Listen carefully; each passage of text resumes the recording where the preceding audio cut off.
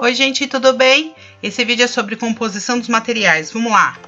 Bom, os materiais são compostos por substâncias. E aí tem duas classificações. A substância pura, que é composta por apenas um tipo de substância, por isso que ele tem esse nome pura, e misturas, que são formadas por mais de uma substância. Então, quando tem mais de um tipo de substância, já forma uma mistura. Quando aquele composto é formado por apenas um tipo de substância, ela é chamada de substância pura. Beleza? Vamos lá, então, mistura. A maioria dos materiais que nós conhecemos e que encontramos na natureza é mistura. Então, é muito mais fácil a gente achar mistura do que substância pura, ok? Então, o ar, por exemplo, nós não vemos, mas é uma mistura de gases. Nitrogênio, gás carbônico, gás oxigênio, argônio, neônio, hélio. Uma mistura, tá? Metano. A gente não vê, mas é uma mistura de gases, ok? O sangue também. Nós vemos um líquido vermelho, mas quando põe na centrífuga e separa as substâncias, né? Então dá para ver aqui um plasma.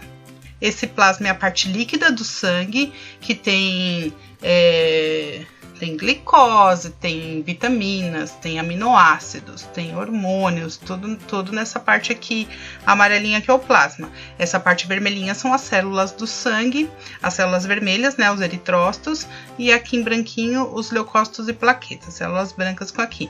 Então, o sangue é uma mistura também de várias substâncias, ok? Beleza. Bom, vamos olhar essas duas misturas aqui, né? Fazer misturas é um procedimento super comum no nosso dia a dia. Então, por exemplo, para fazer um café, né, coado aqui no caso, você tem que pôr o pó do café e a água, né, muito quente em cima e ele coa. Quando cai na xícara ou no bule, né, você só vê um líquido muito escuro, certo? Um líquido preto. Você não consegue enxergar ali o pó do café na água. Você não consegue separar visualmente a água do café, certo? Agora, olha aqui que legal, a sopa. Quando você faz uma sopa, visivelmente você separa as substâncias, né? A maioria, pelo menos. Então, as misturas, elas são classificadas de acordo com o seu aspecto visual. Como assim, professora?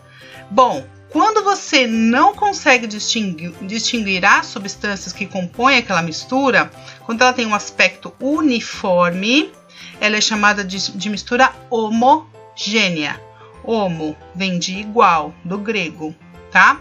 Agora, quando você consegue distinguir o aspecto visual, quando você consegue distinguir as substâncias, o aspecto visual é distinto, né? Quando dá para ver mais, a gente chama de uma fase. Então, isso é chamado de mistura heterogênea. Hetero de diferente, ok? Então, misturas nós temos dois tipos, a homogênea e a heterogênea. Então, para ser uma mistura, precisa ter mais de uma substância. Para ser uma mistura homogênea, ela tem que ter mais de uma substância e o aspecto uniforme. Para ser uma mistura heterogênea, tem que ter mais de uma substância e aspectos visuais distintos. Beleza? Fácil, né? Só gostaria de fazer uma observação. Uma mistura heterogênea aqui, a água e o óleo. Gente, vocês com certeza já ouviram falar água e óleo não se misturam. Gente, água e óleo é uma mistura, só que é uma mistura heterogênea. O que é mistura, né? Qual que é o significado de mistura? É quando eu tenho mais de uma substância em contato uma com a outra. Então, quando eu coloco mais de uma substância junta num lugar e elas entram em contato, já é uma mistura. Então, a água e o óleo é considerado uma mistura? Sim, só que a água não se dissolve, eles não se dissolvem. Então, você consegue ver duas fases aqui. Consegue ver a água e consegue ver o óleo. Por isso que é uma mistura heterogênea, ok? Bom, mas e a água? Só a água, né? A água, bom, a gente encontra água onde? No mar, no rio, no lago, na chuva. Mas independente disso, ela é uma mistura. Porque apesar de eu não visualizar, há várias substâncias dissolvidas nela. Eu peguei aqui o rótulo de uma água mineral. Então, se você olhar na composição química do rótulo aqui, você vê magnésio, cálcio, potássio, sódio, nitrato, cloreto, sulfato, fluoreto, bário, estrôncio, bicarbonato. Tudo isso são substâncias que estão misturadas, formando a água mineral. Então, apesar de não vermos, há sim uma mistura de várias substâncias na água mineral. Beleza? Então, ela é uma mistura homogênea. Muito bem. Bom, agora vamos falar um pouco sobre substâncias puras, né? Que eu falei para vocês que a maioria das coisas que a gente visualiza na natureza são misturas. Então, tem poucas substâncias puras que não são misturas. Então, quase tudo, né, é mistura, mas também encontramos algumas substâncias puras. Por exemplo, o diamante. O diamante, ele é composto por um elemento químico chamado carbono, e só carbono, mas nenhuma outra substância, apenas o carbono formando uma substância pura. E esse exemplo clássico, a latinha de alumínio. Então, como o nome diz, a latinha de alumínio é composta por alumínio apenas. Então, ela é uma substância pura, ok? E a gente fica por aqui. Beijo, tchau!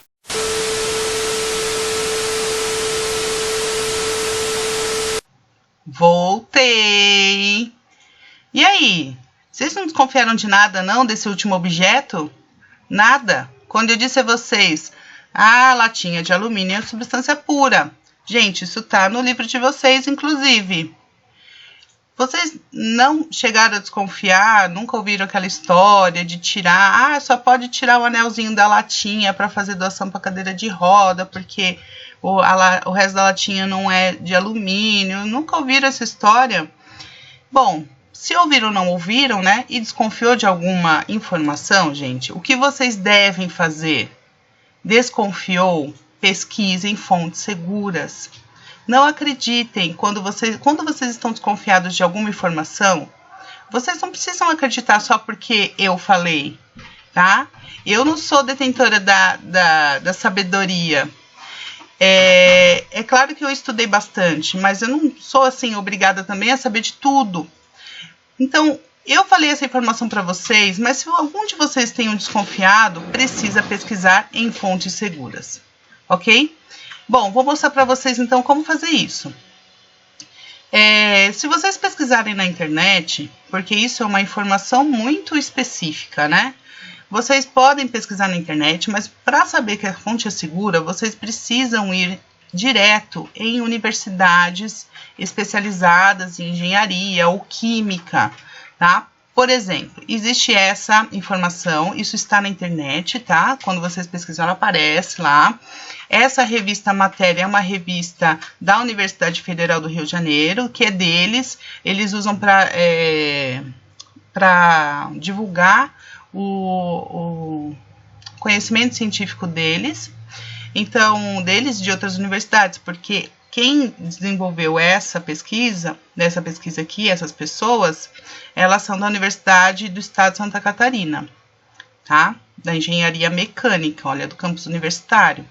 Então, nós podemos considerar que essa é uma fonte confiável, tá? Então, essa matéria fala sobre reciclagem de latas de alumínio, visando melhor rendimento e qualidade metalúrgica no alumínio obtido. Olha que legal.